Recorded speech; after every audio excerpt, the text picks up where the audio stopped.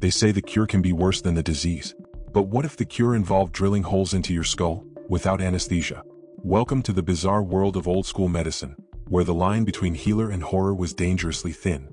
These are 3 insane medical practices that were truly worse than the disease. 1.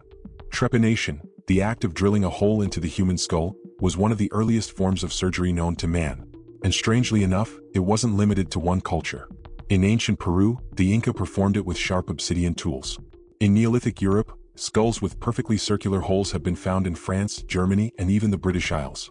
And in Africa, tribes in Kenya and Uganda practiced it to treat head trauma, sometimes with surprisingly high survival rates. What were they trying to fix? Anything from seizures and migraines to evil spirits trapped inside the head. But without anesthesia or knowledge of infection, many patients traded headaches for something far worse: permanent brain damage or death. Even so, skeletal remains show bone healing, which means people survived this medieval nightmare and probably thanked their local skull driller for it. 2. Radioactive water. In the 1920s, Radithor hit the market, a so-called energy tonic laced with pure radium. Yes, radioactive water, sold legally in pharmacies and marketed as the secret to endless vitality, youth, and even sexual stamina. It was popular among the wealthy, the athletic, and the misled. But no one embodied the disaster like Eben Byers, a rich industrialist who drank over 1,400 bottles. He believed it boosted his strength, until his bones began to rot from the inside. His jaw literally disintegrated. His skull was riddled with holes. And by the time doctors realized what was happening, it was too late.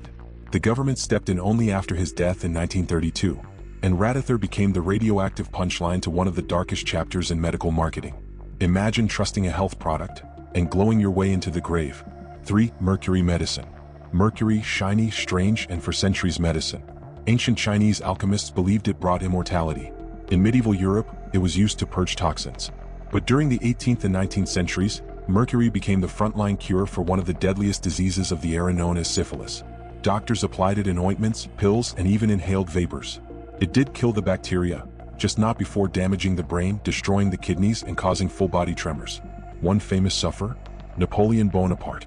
Some historians believe mercury treatment contributed to his decline. Others, like philosopher Isaac Newton, were exposed through scientific experiments and showed signs of mercury poisoning later in life. It was the original cure that kills, a grim reminder that not all medicine is healing.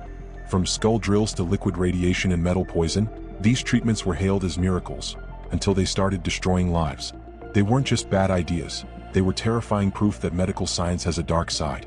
So, the next time you pop a pill or take a shot, remember at least it's not mercury vapor or radioactive tonic. Like and subscribe for more creepy corners of history.